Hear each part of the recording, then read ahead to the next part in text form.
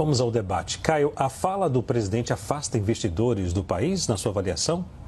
Olá, Leandro. Olá, doutor José Eduardo. Saudações à nossa audiência. Bom, em primeiro lugar, é preciso deixar claro que os investidores já estão deixando o Brasil.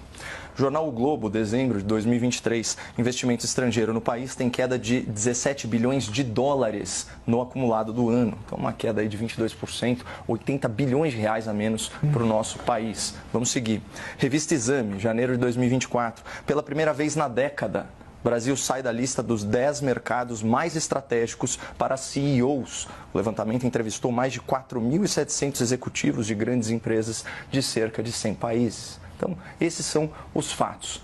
Portanto, aquela narrativa de que o Brasil voltou e que Lula trouxe prestígio internacional ao país, bom, isso tudo não passa de propaganda enganosa do governo petista e seus simpatizantes. Esse Lula que ataca a lei das estatais, que combate a independência do Banco Central, que apoia ditaduras, que desinforma sobre o agro e que promove a irresponsabilidade fiscal, esse Lula afasta investidores, democratas e pessoas sensatas em geral. E a última fala do senhor Lula da Silva sobre subsídios para os ricos transborda hipocrisia. O Lula não tem nenhuma moral para criticar os mega empresários e seus empréstimos bilionários junto ao BNDES, porque foi o governo dele que consagrou essa prática de tratamento privilegiado às elites econômicas. Se não, vejamos.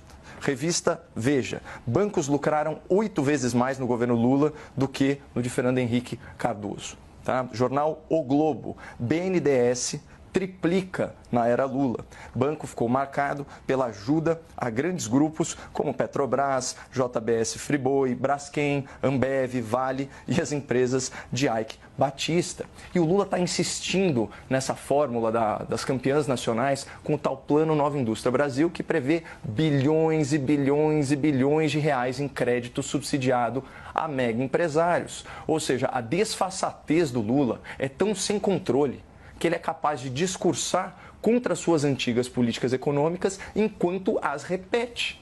E vamos lembrar que não é de hoje que o Lula abusa do seu cargo para criticar quem toma risco, quem emprega e quem empreende. Agora mesmo, em janeiro de 2023, o petista afirmou, aspas, o empresário não ganha muito dinheiro porque ele trabalhou, ele ganha muito dinheiro porque os trabalhadores dele trabalharam. Fecha aspas. Aqui numa análise superficial, a frase do Lula pode soar até ofensiva, mas talvez o Lula enxergue a atividade empresarial com uma visão de pai. E aqui eu me explico. Quando o Lula se tornou presidente, o seu filho Fábio Luiz, o Lulinha, recebia cerca de R$600 por mês como monitor de jardim zoológico. Contudo, no ano que seu pai tomou posse como presidente, o Lulinha, o biólogo, se tornou sócio de uma empresa de videojogos. Empresa essa que recebeu aportes milionários de campanhas de concessão de companhias, né, aí de concessão pública no ramo da telefonia. Daí em diante, Lulinha, o empresário, teve um salto patrimonial, praticamente um duplo twist carpado. Segundo os laudos aqui da Polícia Federal, repercutidos pelo jornal Estadão, em 10 anos, o filho de Lula, ex-monitor de zoológico, amealhou mais de 5 milhões de reais em rendimentos brutos na pessoa física. Então, para usar a expressão exata do Lula da Silva, só nos resta saber quem foram os trabalhadores que trabalharam para que Lulinha ganhasse tanto dinheiro como empresário durante os governos do PT. Quando foi perguntado sobre os negócios milionários do seu filho e seu súbito enriquecimento como empresário, o Lula ofereceu sim uma justificativa à altura da sua honestidade. Aspas novamente. Que culpa tenho eu se meu filho é o Ronaldinho dos negócios?